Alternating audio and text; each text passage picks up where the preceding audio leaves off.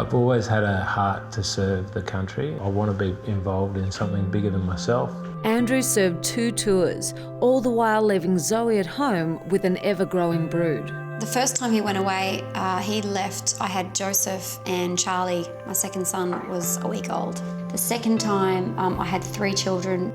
I recognised it as being a really honourable thing to serve the country, but what business do you have bringing this many children into the world and not being there to bring them up?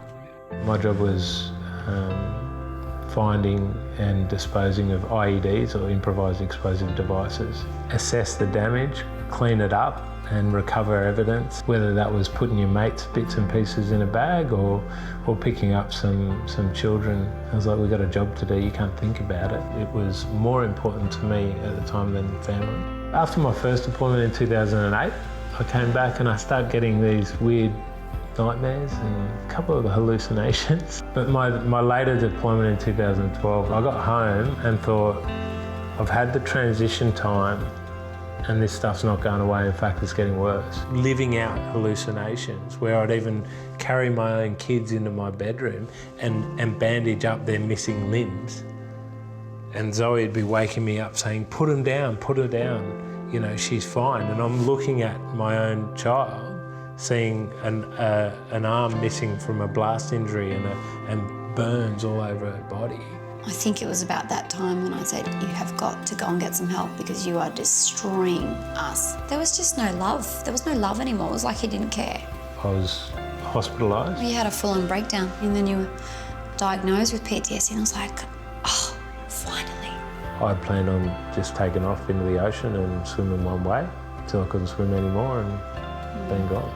Eventually, I thought, I've got to reach out to Zoe and tell her what I'm thinking and how I'm feeling. To get the courage to actually speak those words, I don't want to be here anymore. I'm thinking of killing myself. I got medical help. I was admitted to psychiatric hospital.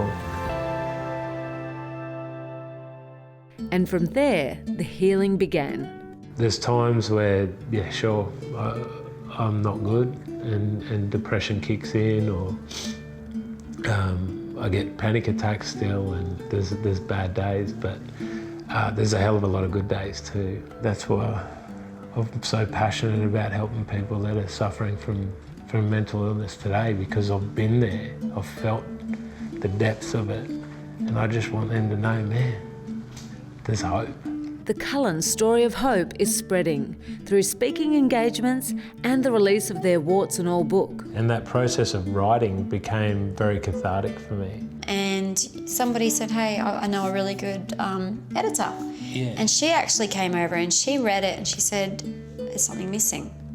We need your story. And I think I wrote it in like 3 days. Yeah. It just poured out. I'd opened a wound, but I'd also gotten rid of such a load. I just wanted to be able to offer some hope to people that are really asking those questions. You know, am I the only one that this weird stuff's happening to? It's people that get through adversity that achieve the great. Helping people helps me, and there's a beautiful truth to that for every human being. I'm actually living, and this is awesome. There's so much more, so many more facets to him, you know, he's got so much more depth. Yeah. Thanks, babe.